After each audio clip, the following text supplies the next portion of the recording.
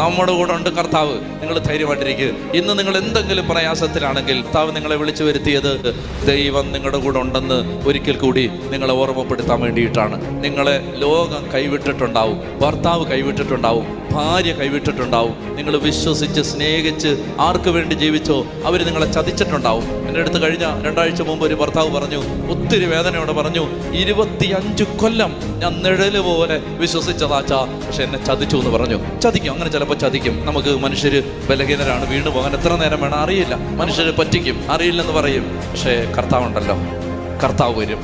നമ്മളിങ്ങനെ അവസാനം ലൈറ്റെല്ലാം അണച്ചിട്ട് കതകിന് കുറ്റിയിട്ടിട്ട് ഇങ്ങനെ ദൈവമേ ഉറങ്ങാൻ പോലും പറ്റുന്നില്ലല്ലോ കർത്താവേ എന്ന് പറഞ്ഞ് വിഷമിച്ചിരിക്കുന്ന സമയത്ത് ആ മുറിയിൽ ഒരു മെഴുതിരി വെളിച്ചമായിട്ട് അവൻ ഇങ്ങനെ ഇറങ്ങി വന്നിട്ട് പറയും, സാരമില്ലടാ, ഞാനില്ലേ നിന്റെ കൂടെ, സമാധാനമായിട്ട് കിടന്നുറങ്ങാൻ പറയും. അങ്ങനെ ഒരു ദൈവം ഉണ്ടെന്ന്, നമുക്ക് അങ്ങനെ ഒരു ദൈവം ഉണ്ടെന്ന്